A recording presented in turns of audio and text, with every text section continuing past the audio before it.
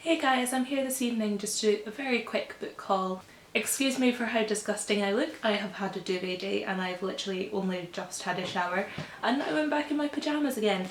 Now, the reason that I'm uploading this a couple of days before the end of the month, whereas usually I would do it at the start of the next month, is because I have decided to give up buying books for Lent. And not only buying books, I think I've decided to just give up acquiring books in any way. I mean, like, if someone forces something on me, I'm not necessarily going to say no, but I'm just trying my best not to borrow any books or buy any new books because I have so much unread stuff on my bookshelves that I just need to get around to reading soon. I set up a Goodreads shelf for books I own but I haven't read yet, and there's like 60, 70 odd books on there. So I'm making it a challenge to read at least one of those books every month, and I thought giving up buying books for a whole 40 days would probably be a good way to get into that habit.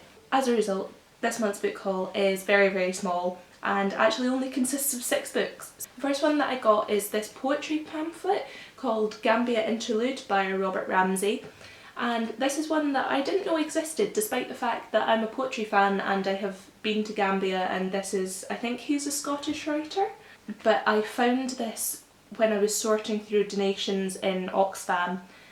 And I was like, I'm not really sure we can sell this, and I asked my colleague and she was like, possibly, but I feel like you're meant to have it.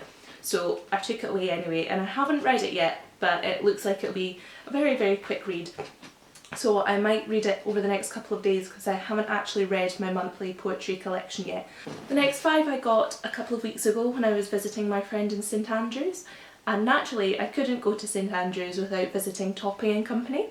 This is the first time I've actually been to Topping, and everyone's been raving about it for ages, and I was just desperate to go.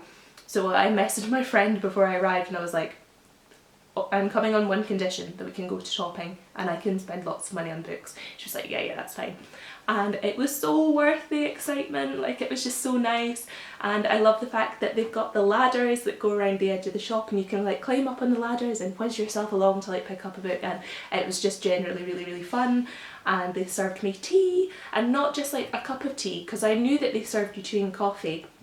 And I thought it was like they just hand you a mug, but no, they bring you like your own tea tray that's got like a teapot and a teacup and some sugar and milk and a wee biscuit, and it's just really, really sweet. And it's like, I don't know, it's just one of the best bookshops I've ever been to, and I really want to go back even though it requires quite a journey to get there.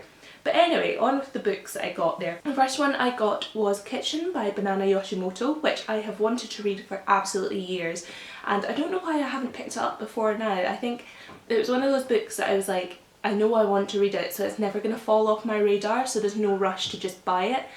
But then I was like, well, you know, it's there, I might as well. And I read it this month because I thought it would be quite relevant to I'm trying to read books to tie in with LGBT History Month, and this has quite a lot of transgender characters in it. So I read it for that and I really enjoyed it. I will be talking about it more in my wrap up, which will be following in a few days. The last 4 that I got were these 4 really adorable, beautiful non-fiction books which are published by Wooden Books. And I don't know if you can see them, but they've got kind of like holographic stuff, and like it's all black and gold and hand-drawn illustrations, and it's just generally lovely. So I've got this one, which is A Little History of Dragons. I have one about the history of love, The Song of the Universe. I have Mind Tricks, and finally I have Little People of the British Isles, Pixies, Brownies, Sprites and Other Rare Fauna. And I think they all just look absolutely beautiful. They're all kind of laid out in this way of text on one page and like illustrations on the opposite page. And I just think they're so beautiful. Like, I had such a hard time choosing which ones I wanted to buy because there were so many of them and they're all really, really interesting. So I'm definitely going to be picking up more of these. I haven't actually seen them in any other bookshops, which makes me sad because I just want to buy them all. So I might need to track them down or buy them online or something, because I kind of want to collect all of them. If I had enough bookshelf space and enough money, I would be buying all of them. They're $5.99 each and they're just beautiful. I haven't read any of them yet, but I'm so excited to get to them because I love this kind of stuff. And also all the paper is recycled, so yay, you can be eco-friendly and well read at the same time. That's it for my very, very short wrap up. I told you it was going to be short, but I will be back in a couple of days once the month is up so that I can do my wrap up, and I also have a few sort of tags on the horizon that I need to do. So I will see you then.